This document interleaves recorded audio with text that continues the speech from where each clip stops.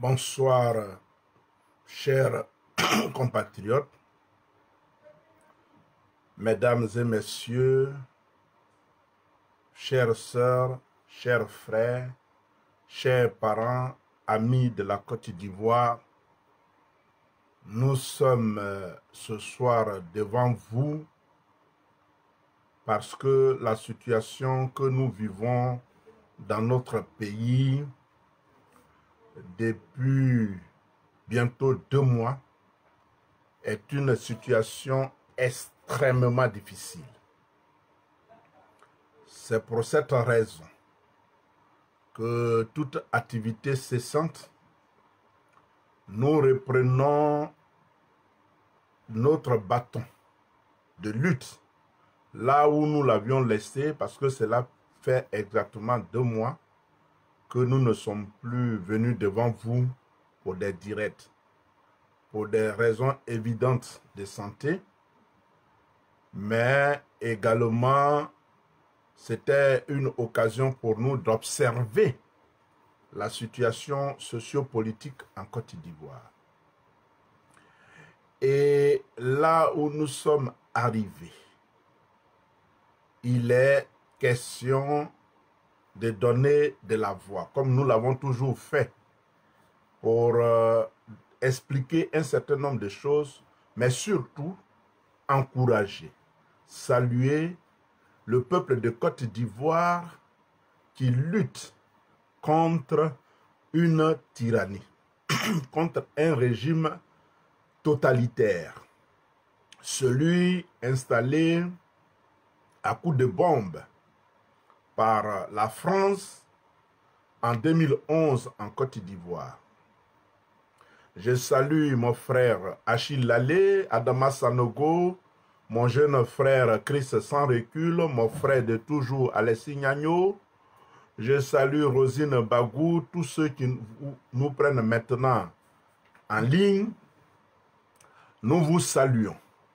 Merci d'être là pour ensemble écouter le message que nous voulons délivrer au digne peuple de Côte d'Ivoire. Oui, parce que notre pays, la Côte d'Ivoire, est une fois de plus dans l'œil du cyclone par la faute des mêmes acteurs politiques, ceux-là même qui ne sont pas politiques, qui ne sont pas des politiciens, mais qui ont un autre agenda autre que celui du développement harmonieux, celui de la cohésion, celui de la paix en Côte d'Ivoire, mais qui ont un agenda pour pacifier, comme l'avait fait Engoulevent à partir de 1916, pacifier les populations ivoiriennes qui luttaient en son temps contre la colonisation, et aussi la deuxième pacification faite par le parti unique PDCI RDA au début des années 1960, la troisième pacification qui a été faite par l'armée française en fin 2010-2011, nous sommes confrontés à une quatrième pacification. Mais aujourd'hui, la problématique est telle. Est-ce que cette quatrième pacification passera en Côte d'Ivoire? Est-ce que les Ivoiriens seront cette fois-ci soumis et vaincus, comme toujours, par les forces d'occupation étrangères? Parce que ce qui se passe en Côte d'Ivoire en ce moment, c'est bien une occupation de forces étrangères. À commencer par beaucoup d'acteurs qui se sont frauduleusement introduits dans le corpus socio-politique de la Côte d'Ivoire, venant d'ailleurs avec un autre agenda autre que celui de la paix en Côte d'Ivoire. La Côte d'Ivoire est soumise à des forces centrifuges. C'est de cela qu'il s'agit. Quel est le problème? Nous le connaissons tous, que en 2011, après cette violence inouïe à laquelle les Ivoiriens ont eu droit et qui a même décapité le Front populaire ivoirien, qui était le parti au pouvoir à l'époque.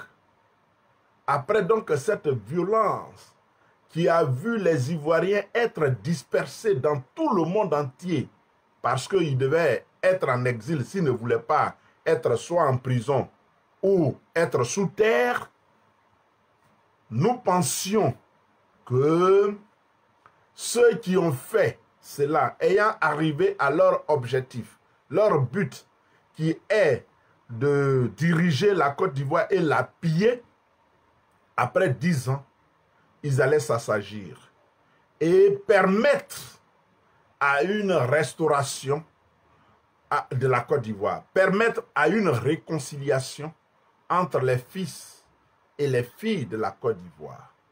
Malheureusement, ce n'est pas le cas aujourd'hui.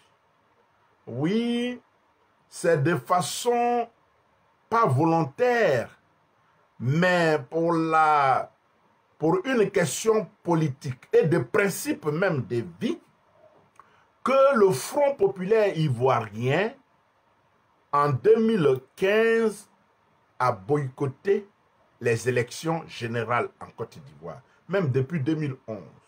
Mais depuis 2017, le Front populaire ivoirien a décidé d'aller à toutes les élections en 2020.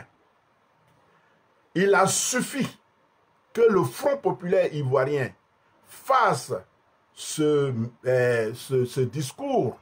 Il a suffi que le président Laurent Gbagbo, qu'on avait déporté pensant qu'il allait mourir à La Haye, il a suffi que le ministre Charles Blé Goudé, qui avait été déporté pensant qu'il allait mourir à La Haye, gagne leur procès et affiche leur intention de venir en Côte d'Ivoire pour prendre leur place dans le jeu politique ivoirien, d'où on les avait éjectés, que les vieux démons apparaissent.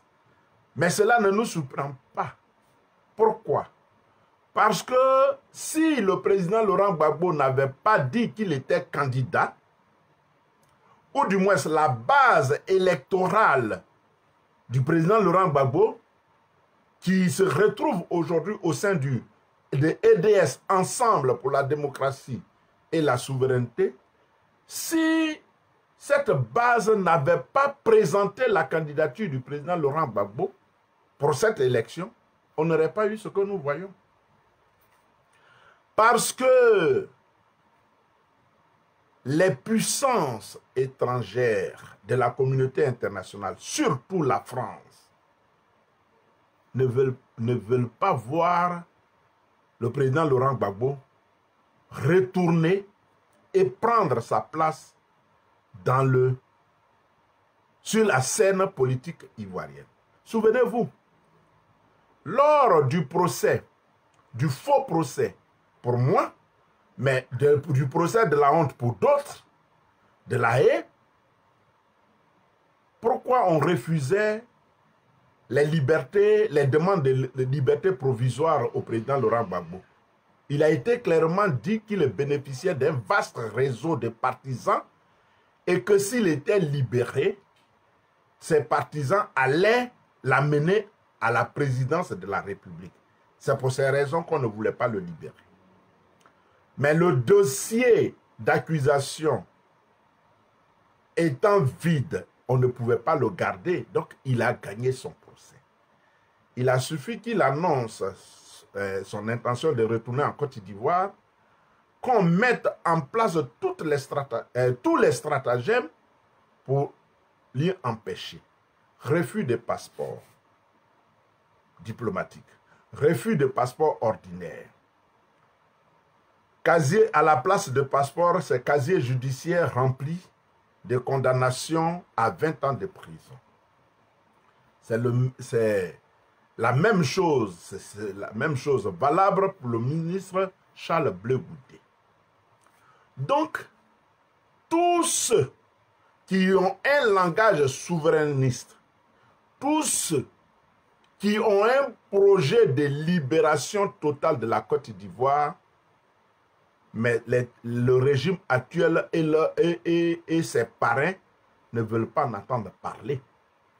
S'il s'agissait simplement de personnes cooptées, des personnes liges ou bien des gens qui ne parlent pas tellement souveraineté, ces élections se seraient déroulées normalement. On n'aurait même pas dû rejeter des candidatures.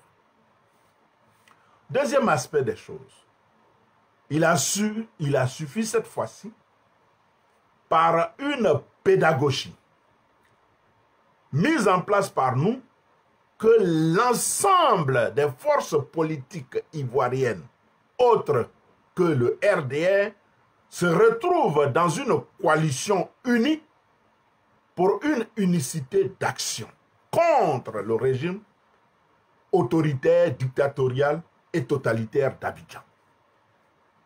Pour que ce régime soit isolé, et aujourd'hui il se rend compte que non, il faut sortir son jeu favori, la violence.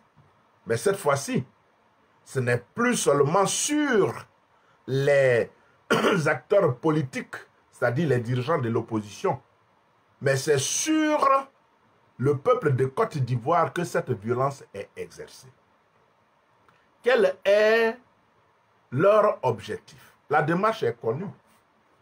Entraîner les Ivoiriens qui manifestent et qui luttent contre un ordre ancien, un ordre autocratique établi pour l'avènement et la restauration d'une véritable démocratie. Il a suffi que cela manifeste depuis la violation de la Constitution par le dictateur d'Abidjan, Alassane Ouattara, qu'on actionne la milice privée qui a été formée depuis une dizaine d'années pour qu'on puisse entraîner le peuple de Côte d'Ivoire dans des affrontements intercommunautaires. Nous avons dit non. Il n'y aura pas d'affrontement intercommunautaire en Côte d'Ivoire. Pourquoi il va y avoir des affrontements intercommunautaires, même si on nous y conduit? Aujourd'hui, il n'y a aucun Baoulé qui est opposé à un Bété. Il n'y a aucun Baoulé qui est opposé à un Nani. Il n'y a aucun Gouro qui est opposé à un Guéré.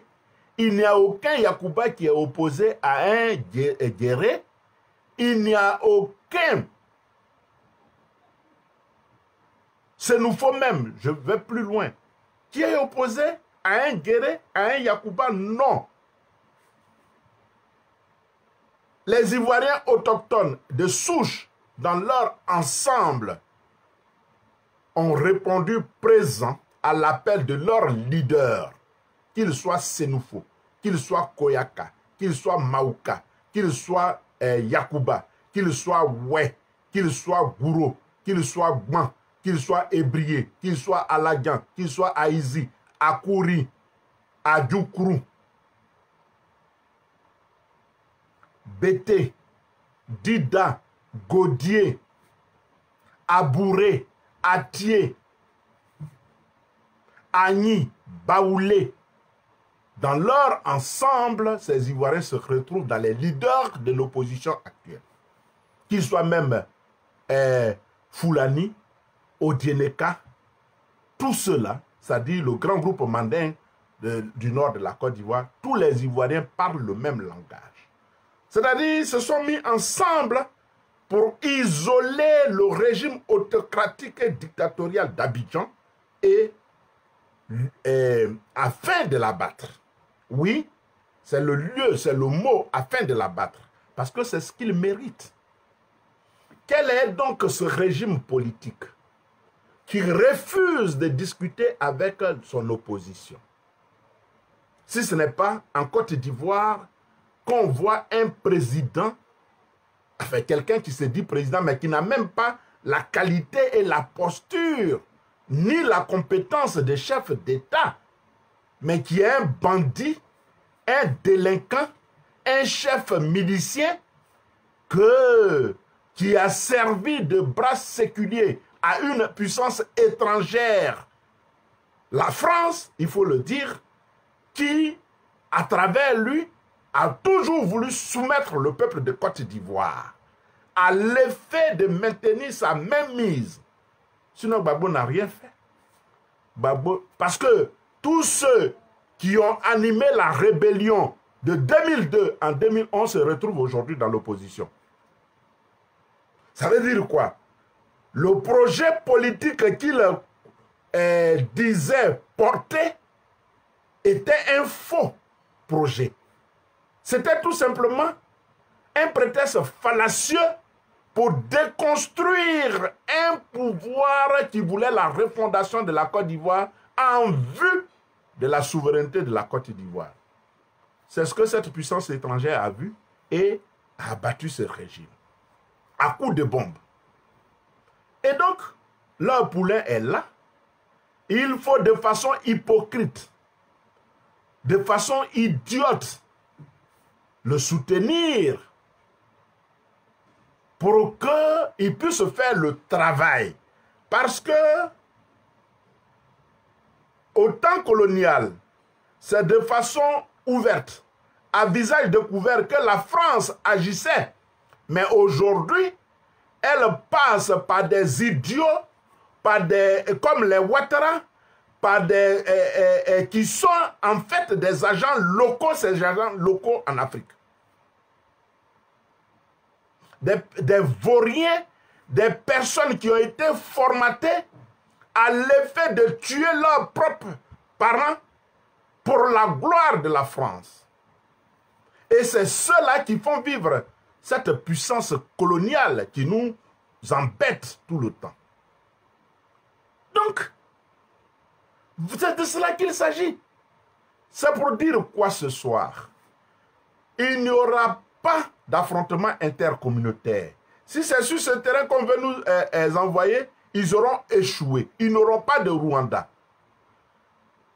Ce soir, je suis là pour dire d'abord mes félicitations, mes encouragements à tous les peuples de Côte d'Ivoire, à toutes les populations de Côte d'Ivoire qui affrontent de façon courageuse les miliciens de Alassane Ouattara. Honneur et salutations au peuple Lodjokrou, au peuple Leboutou de Dabou, qui depuis ce matin fait face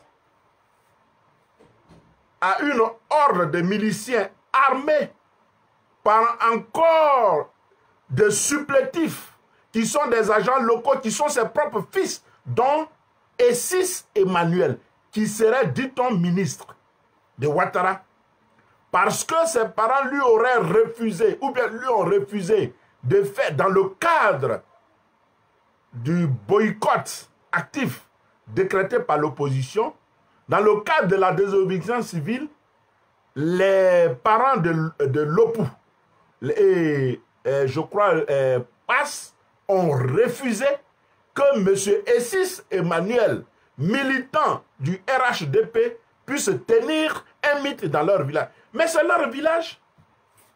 Donc, au moins, ils ont ce droit.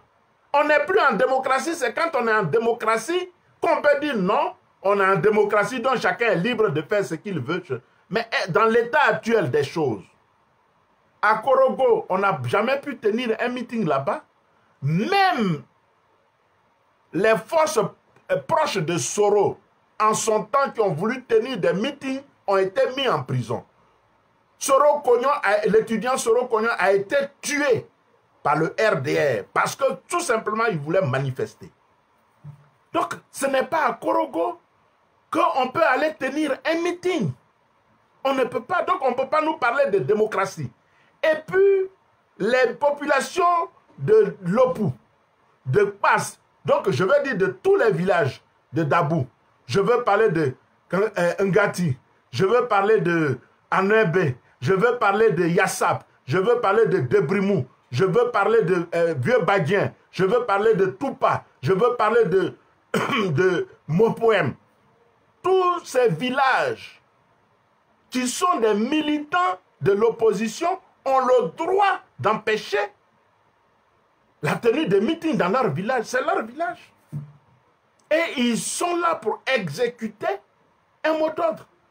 Alors, si des gens vous disent de ne pas tenir un meeting dans leur village, mais vous prenez vos bâches et vos chaises et puis vous retournez, surtout qu'ils n'ont fait aucune violence sur vos matériels. Aucun matériel de sonorisation n'a été cassé. Aucune bâche n'a été détruite, comme nous l'avons vu en son temps dans le nord. Aucune chaise n'a été cassée. Tout simplement, les jeunes gens de ces villages ont dit non, il n'y aura pas de meeting ici. On ne nous a jamais signalé de violence contre les tenants de ce meeting. Jamais. Alors, en retour, ce fils indigne, Essis Emmanuel, va chez Tiene Ibrahim Ouattara pour louer ses miliciens. Parce que c'est à lui que son grand frère Alassane Ouattara a confié la gestion de ses miliciens. Je ne parlerai plus de microbes. Ça, c'est un terme enfantin et plaisantin. Ce sont des véritables miliciens gérés par la famille Alassane Ouattara pour violenter, tuer, trucider les Ivoiriens. Et il se trouve des fils indignes comme les Essis Emmanuel, et on nous signale encore que du côté de Bayota, il y a un autre idiot qui s'appellerait Alou Eugène, qui aussi se promènerait dans les villages avec des miliciens pour menacer nos parents.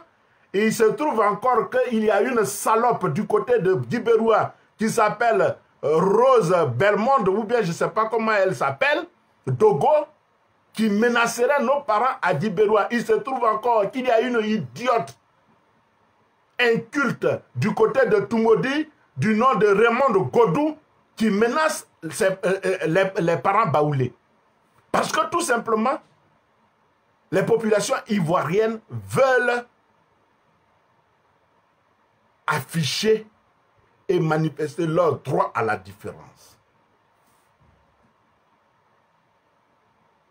Alors, entre Alassane Ouattara, qui méprise les Ivoiriens, qui tue les Ivoiriens, qui viole même sa propre parole, donc s'il ne respecte pas sa propre parole, ce n'est pas une constitution qu'il va respecter, entre lui et les dirigeants de l'opposition qui ont demandé à ce que les populations disent non. Et les populations font quoi? Eux-mêmes, ils se donnent du travail en prenant des haches, des machettes pour abattre des arbres sur les routes. Est-ce que c'est avec ça qu'on fait une guerre? C'est pour cela que M. Ouattara, Alassane, va mettre en mission des miliciens pour tuer les Ivoiriens. Il est arrivé à son terminus. Dites-lui qu'il est arrivé à son terminus. J-10. Que ce n'est pas avec les armes que les populations font les révolutions. Je vous parle en tant qu'historien. Oui, on n'a pas d'armes, mais cette révolution, elle sera accomplie en Côte d'Ivoire. En cette année 2020, elle sera accomplie. Ce n'est pas seulement avec les armes qu'on fait les révolutions. Quand on prend les armes, c'est une guérilla que nous créons. C'est une rébellion armée que nous créons. Non. Peut-être, si le choix ne nous est plus donné, si nous prenons les armes, ce ne sera pas contre Alassane Ouattara. Il serait déjà mort. Ce sera contre la France que nous allons faire une rébellion armée. Mais ce n'est plus une rébellion armée, mais ça sera une guerre de libération contre la France. On ne prendra pas des armes pour tuer des idiots comme les Essis Emmanuel, et puis on va dire oui, non, il ne s'agit pas de cela. Le peuple de Côte d'Ivoire, dans son ensemble, va se mettre debout pour faire barrage à ce qui se passe actuellement en Côte d'Ivoire. que les Ivoiriens tiennent bon. Oui, on déplore des morts. Et la crise actuelle, qui a déjà fait une 50aine de morts, est due au fait que il y a un despote formaté à l'effet de déplanifier la Côte d'Ivoire du nom de Alassane Ouattara, qui veut encore pacifier la Côte d'Ivoire pour soumettre une fois de plus le peuple de Côte d'Ivoire et à sa volonté de violer la Constitution. C'est là que la crise est née.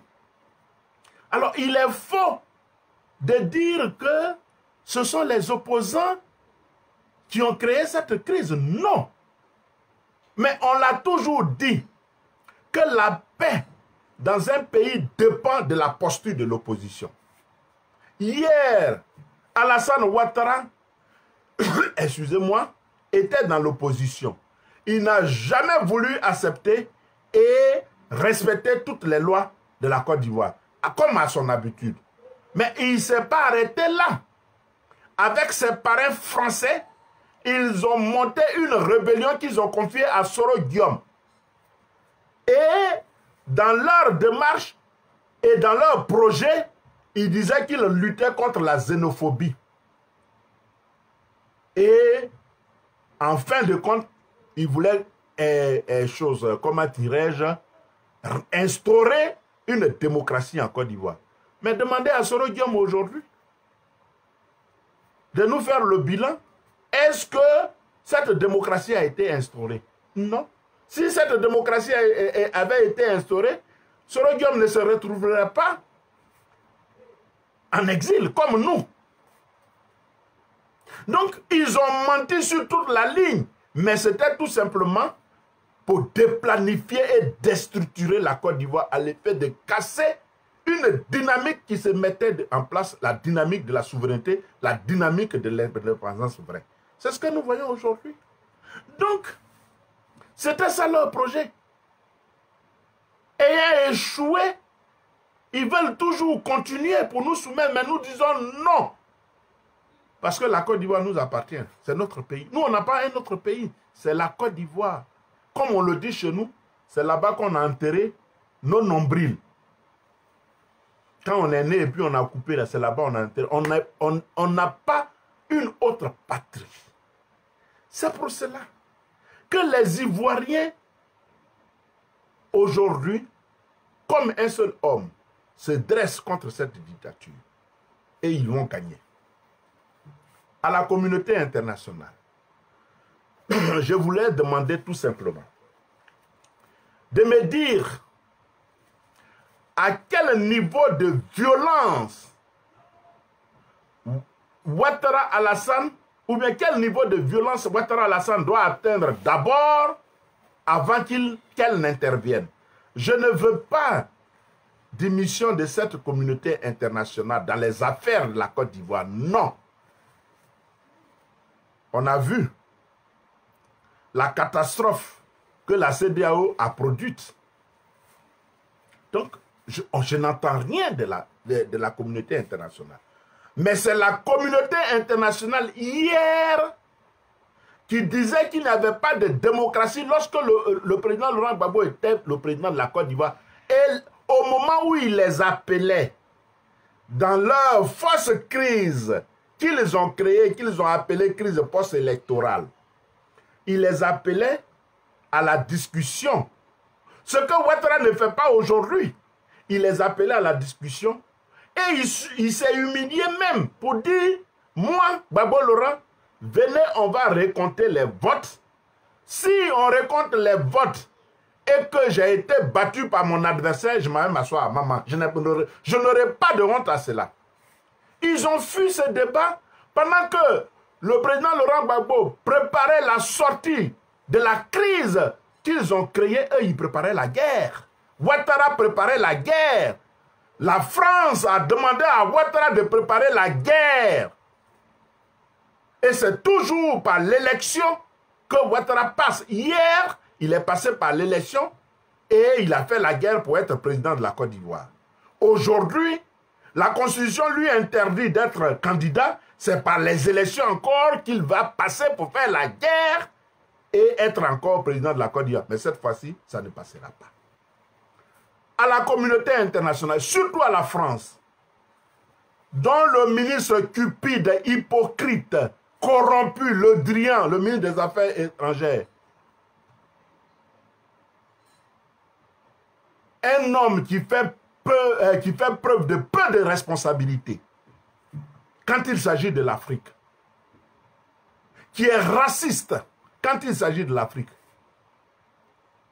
De façon éhontée, il ne peut même pas lever son visage lorsqu'il parle de la Côte d'Ivoire. Il dit non, la France ne va pas s'immiscer ou bien s'ingérer dans les affaires de la Côte d'Ivoire. Il se trouve qu'il y a une élection démocratique qui est en train de se dérouler en Côte d'Ivoire. Nous n'avons rien à voir dedans, etc.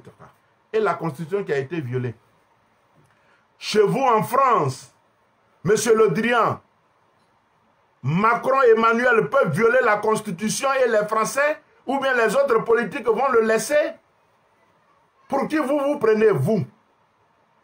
Pour qui vous prenez? Mais quand on se retrouve sur les plateaux télé, vous n'êtes rien, vous n'avez aucun argument à avancer. Si ce n'est pas cette démarche hypocrite pour pousser les Africains dans le dos à l'effet de créer toujours la zizanie dans nos pays, et nos pays sont désordonnés et désorganisés, et vous passez par derrière pour exploiter les ressources. C'est de ça que vous vivez, sinon en dehors de ça, vous êtes qui? Vous n'êtes rien. Et vous êtes suffisant. Vous êtes hautain. Vous êtes méprisant lorsqu'il s'agit de l'Afrique. Hier, lorsque Gbagbo Laurent était président, ce n'est pas vous, les Français, avec à leur tête ce magiard de Nicolas Sarkozy, de Najib de Bosca, qui sont venus intimer l'ordre à un chef d'État élu qu'il a 3 jours pour quitter son palais. C'est pas vous. Qu'est-ce qu'il avait fait? Il avait dit tout simplement, non, le Conseil constitutionnel m'a déclaré vainqueur. Et que celui qui ne respecte pas la Constitution n'est pas démocrate. Et comme moi, je respecte la Constitution de mon pays, et comme il y a une crise, je vous invite à une sortie pacifique de crise. Vous avez dit non. Alors, qu'est-ce que fait Ouattara, qui lui ne respecte pas la Constitution, qui la viole, et en plus de cela, qui violente, et qui tue la population, et vous ne dites rien. Et il y a des eurodéputés qui disent comme ça que la procédure à mettre en place pour arriver aux sanctions est lourde. Mais donc, il faut laisser faire l'élection du 31 octobre et après, ils vont aviser si... Mais entre-temps, les Ivoiriens seraient morts. Or, hier, Soro Diom vous a dit sur votre plateau, vous-même, il vous a dit que c'est lui, Soro Diom et Ouattara, qui ont transmis les noms du président Laurent Gbagbo avec ses principaux collaborateurs à l'Union européenne pour les sanctions ciblées.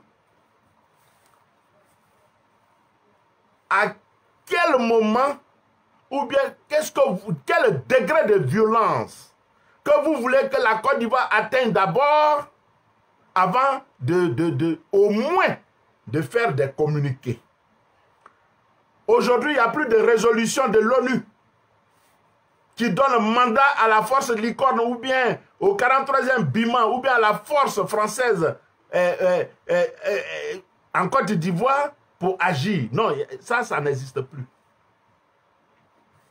Parce qu'il s'agit de Ouattara, votre homme lige, c'est-à-dire ce contremaître des plantations françaises en Côte d'Ivoire, qui est le gardien des plantations françaises en Côte d'Ivoire. Comme il s'agit de lui, il faut le caresser dans le sens des poils. En bon, c'est comme ça qu'on agit. Quand on est dans une communauté internationale qui est régie par le droit international et que lorsque il y a une dictature quelque part, qu'est-ce que vous faites en Biélorussie? Mais là, vous nous dites que vous êtes raciste. Parce que les Biélorusses sont des blancs que vous pouvez aller intervenir là-bas en tant qu'Union européenne, mais la Biélorussie n'est pas dans l'Union européenne. Vous faites quoi là-bas? Mais parce qu'ils sont blancs et nous, on est noirs, on peut s'entretuer. Ouattara peut nous tuer, il peut envoyer ses miliciens pour tuer. Et vous êtes là. Aucune mesure contraignante. Aucun communiqué. Ne serait-ce que demander à Ouattara de discuter avec son opposition. Rien. On regarde faire. Et on dit non, comme la procédure est lourde, on attend. Et puis on va voir ce qui va se faire. Mais on vous informe, je vous informe ce soir, que non seulement il n'y aura pas d'élection le 31 octobre, Afin N'Guessan l'a dit aujourd'hui, c'est-à-dire qu'il était le porte-parole des plateformes de l'opposition en conférence de presse, que le 1er novembre, un gouvernement d'union nationale va se mettre en place en vue d'ouvrir une transition en Côte d'Ivoire. Ce qui veut dire qu'on ne reconnaît plus votre Ouattara. C'est à cela que on vous invite. Pour lui, c'est fini. Et avec lui, vous êtes fini.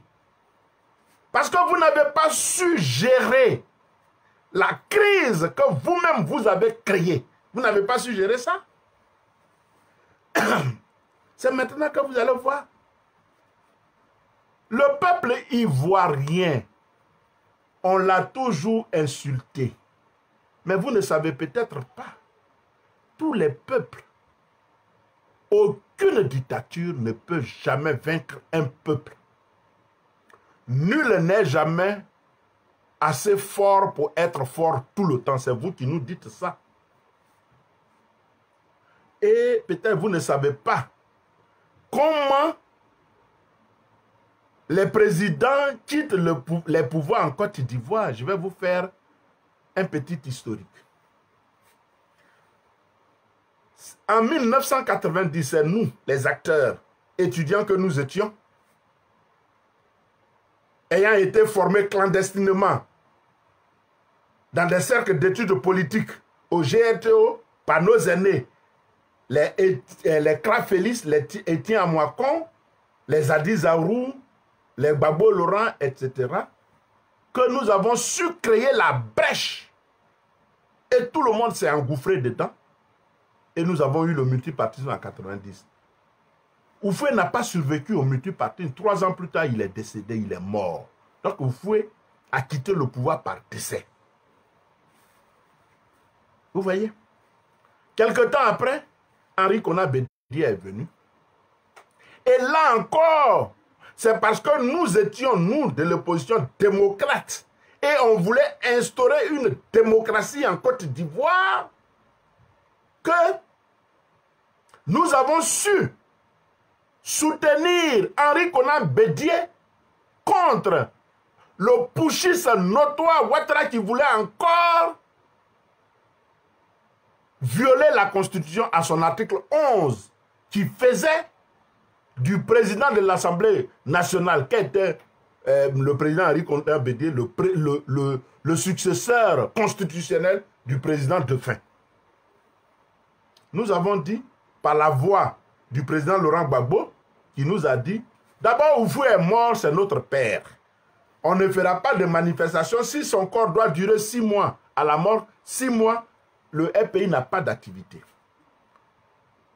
Et dans ce contexte, il a même dit que l'article 11 de la Constitution, quand bien même il nous donne une succession monarchique, d'ordre monarchique, c'est notre Constitution, nous respectons cet article 11.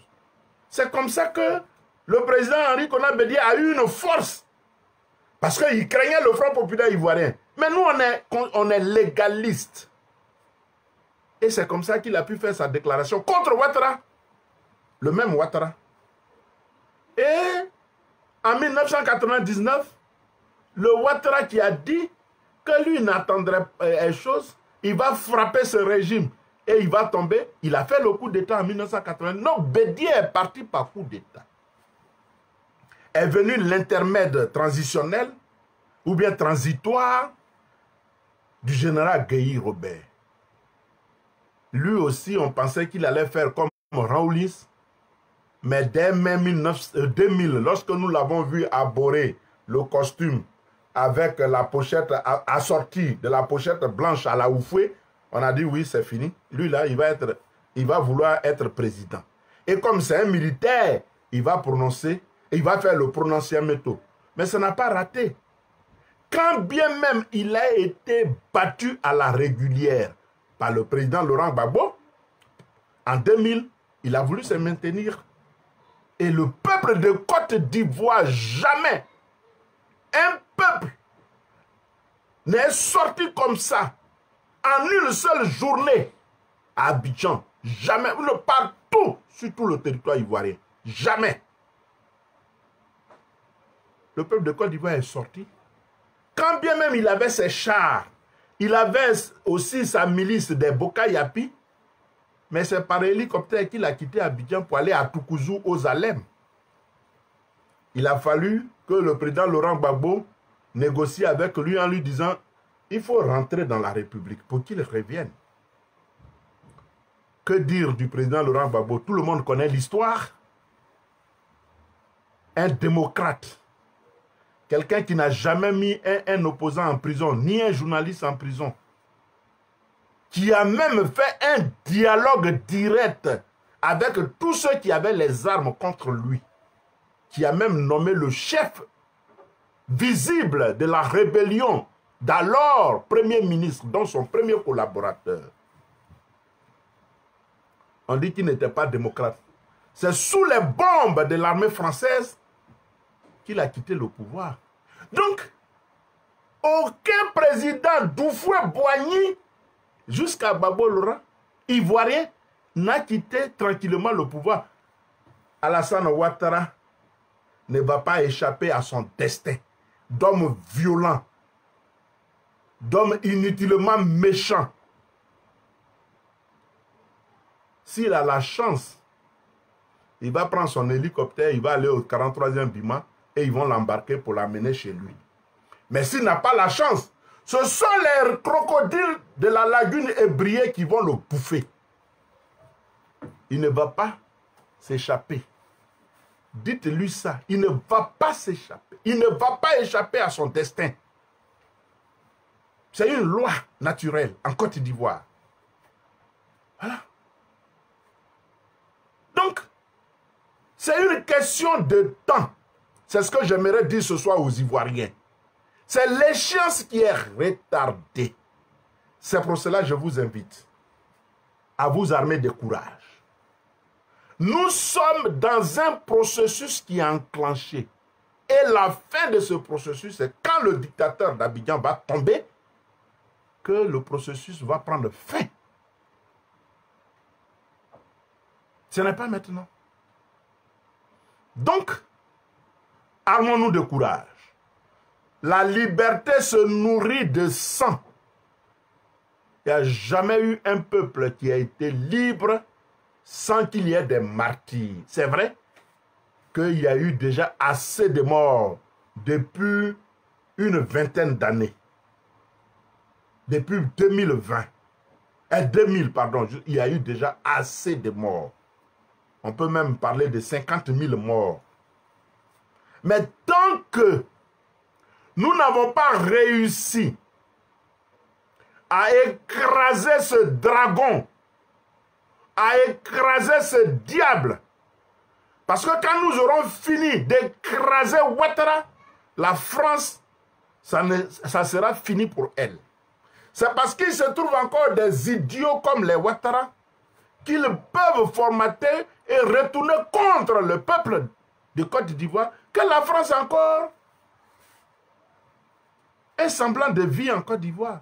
Mais quand nous allons réussir à écraser tous ces vermines, tous ces petits dictateurs des temps anciens que la France impose à nos peuples, à nos populations, pour martyriser, pour tuer nos populations, quand nous aurons fini avec eux, ça sera fini pour la France.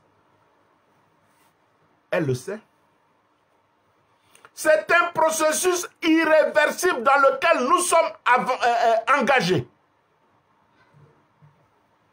Il ne faut pas perdre cela de vue. Les morts, on va les compter. Nos martyrs, nous allons les célébrer.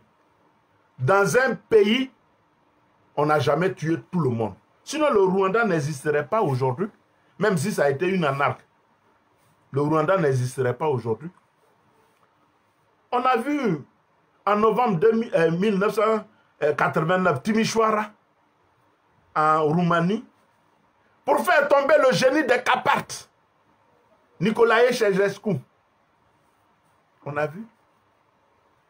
La grande Savak de Reza Pahlavi, c'est-à-dire le Shah d'Iran. Le Shah d'Iran. La grande Savak. Elle a été vaincue. Les tontons Makout de Bébé Doc, Jean-Claude Duvalier, ont été découpés en Haïti. Les miliciens de Ouattara seront vaincus. On nous parle ce soir de couvre-feu à Dabou jusqu'au 25 octobre. Et ça sera peut-être reconductible. On vient de recevoir, avant ce direct, cette information.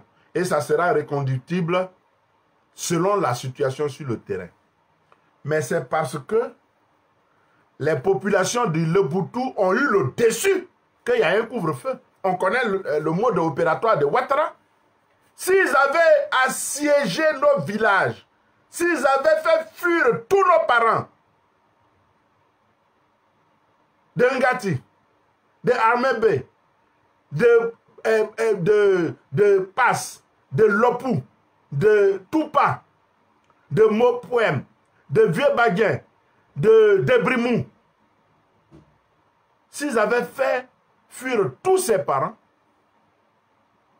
et ils étaient actuellement sous les EVA, ou bien dans les forêts, ou sous les palmiers, mais ça dansait actuellement à chose. À Dabou, on ne parlerait pas de couvre-feu. Mais c'est parce que, je l'ai dit ce matin dans un post, que au début août, ils ont voulu anéantir les Abourés à Bonoua. Mais ils ont été matés à Bonoua. Et c'est ce qu'ils voulaient reconduire à Dabou. Mais Dabou sera leur cimetière. Qu'ils essaient encore d'attaquer nos parents à Dabou. Ce ne sera plus couvre-feu. Mais on a vu aujourd'hui les chars anti-émeutes pour une petite localité comme Dabou. Ça veut dire quoi? Ça veut dire que nos parents avaient le dessus. C'est ce qu'il faut retenir. Oui, on peut déplorer quelques morts dans nos rangs. Nous sommes en conflit. Quand il y a une confrontation, il y a toujours des pertes en vie humaine de part et d'autre. On va pleurer nos parents après. Mais c'est un processus dans lequel nous sommes engagés.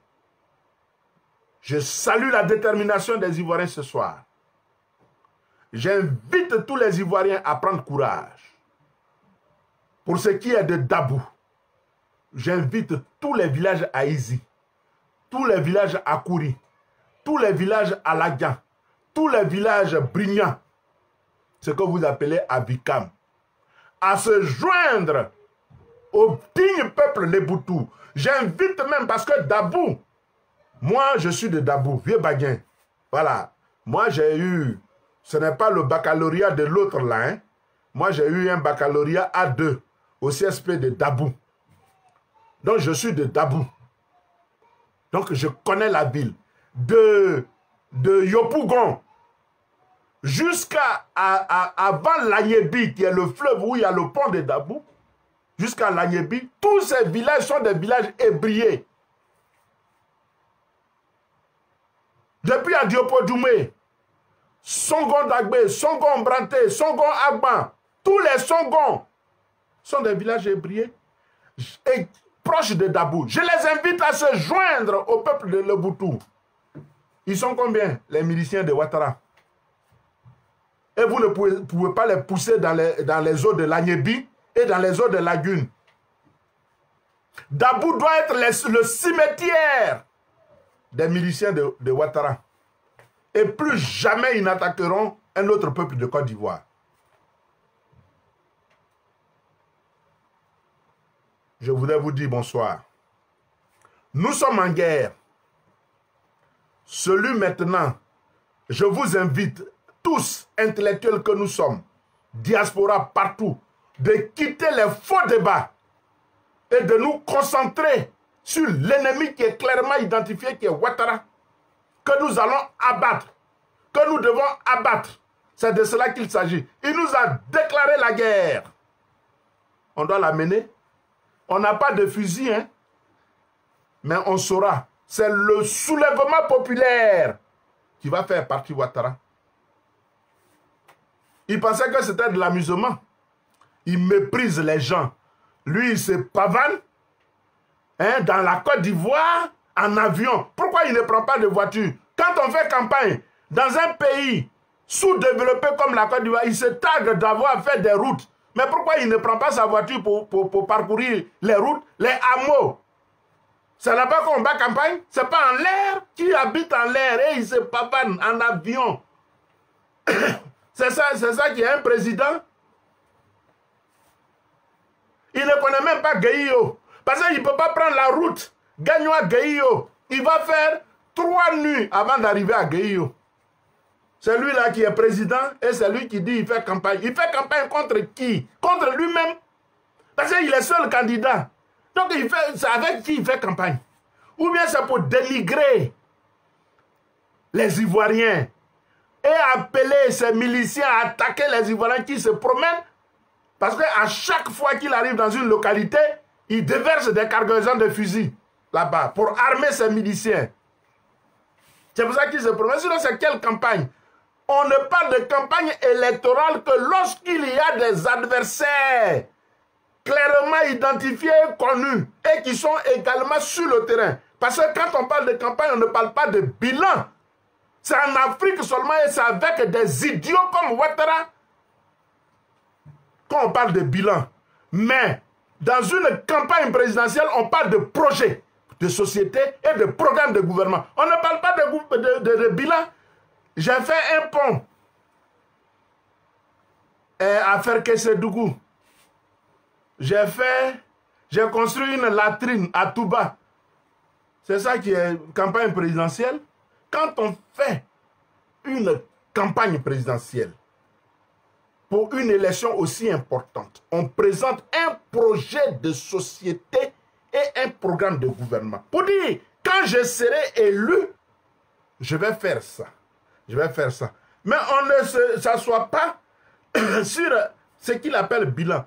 Mais il a oublié que Feu Baoun Boabré, par exemple, avant qu'il le tue, il a fait un programme stratégique de sortie de la pauvreté sur 50 ans. C'est lui qui a fait le budget sécurisé. L'État étant une continuité, le pont de Jacquesville, les crédits étaient déjà là. Les travaux avaient déjà commencé. L'autoroute de Yamoussoukro, tous les terrassements, tous les ponts étaient finis, tous les embranchements étaient finis. Il s'agissait maintenant de mettre simplement le bitume et il a fait sa guerre. Sur quoi il fait bilan? Tout ce qu'il est en train de... Mais la Banque mondiale avait déjà prépositionné tous les crédits. Il restait seulement les décaissements. C'est lui qui a négocié le PPTE.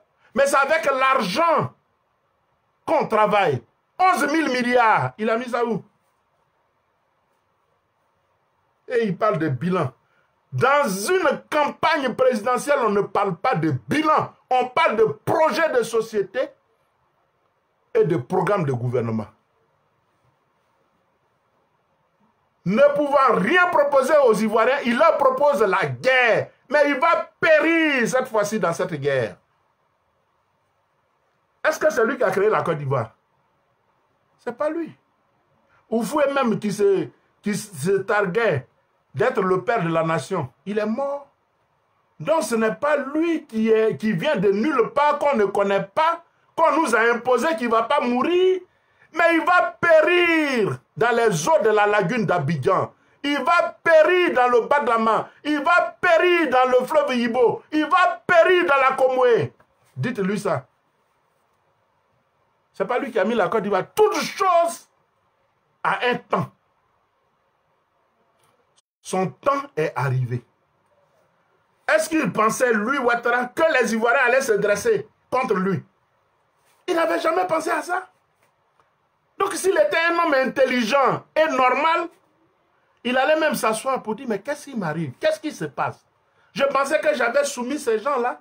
Donc ils ont encore de la réserve. Ils pouvaient se remettre en cause. Mais comme il ne vaut rien, il n'est pas intelligent. Comment un président de la République peut faire 10 ans sans avoir rencontré son opposition? C'est quel président ça? Et l'opposition a un cahier de charges de revendications.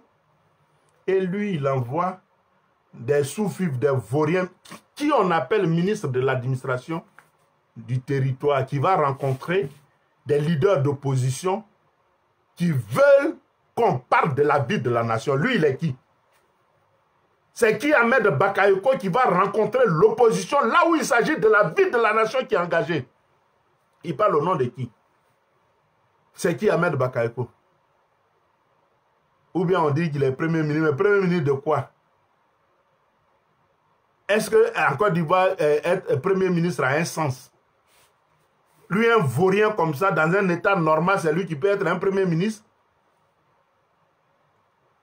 On était tous à l'université. Chacun connaît la place de l'autre. Au moment où nous manifestions, où nous créions la PECI, où nous faisions les débats politiques, lui, il était avec les loubards. Il était chef loubard. Et c'est lui qui nous attaquait. On était tous à l'université, on est de la même génération. On se connaît. Et lui, un vaurien comme ça qui va être ministre et de surcroît premier ministre en Côte d'Ivoire. Je parle à visage découvert. Oui. On se connaît. Donc, dans un état normal, ce n'est pas lui qui va être premier ministre. Donc, pour moi, tout ça, ça ne m'intéresse pas. C'est lui qui va discuter avec les Ivoiriens. Des hommes dignes, parmi lesquels on a même déjà eu des présidents de la République, président de l'Assemblée nationale, premier ministre, première dame. C'est lui un vaurien comme ça qui va discuter avec lui et qui? Ça demande du mépris que Ouattara et le RDR ont pour les Ivoiriens. Mais nous allons leur enlever ça, comme on le dit communément, dans leurs yeux. Le temps est arrivé pour que vous, les Ivoiriens, vous preniez conscience que c'est l'enjeu ici. Ce sont les fondements de notre nation qui sont en jeu. Ce sont les fondements de notre nation, l'existence de la Côte d'Ivoire en tant que nation qui sont en jeu. Si nous n'avons pas compris et si nous n'avons pas saisi cet enjeu, ça ne sera plus la peine. Et si nous ratons cela, mais vous savez, vous tous, ce qui nous attend. On va tous mourir en exil, à commencer par le premier d'entre nous, le président Laurent Gbagbo. Puisque c'est leur objectif, c'est leur plan. Allons-nous leur donner raison?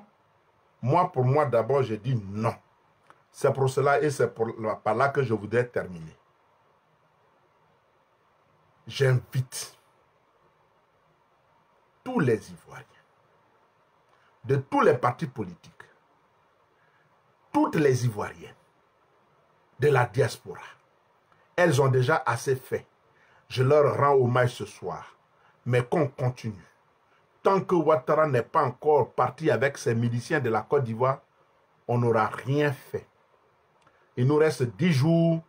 Concentrons-nous sur l'essentiel. L'essentiel ici, c'est la chute. Je ne dis pas le départ, mais la chute de Ouattara.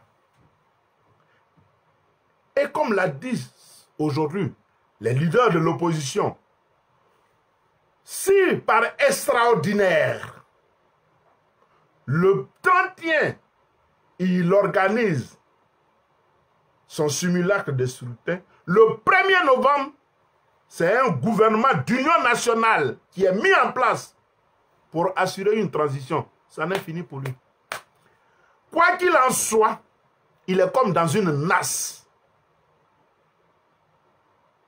Et il va mourir par étouffement.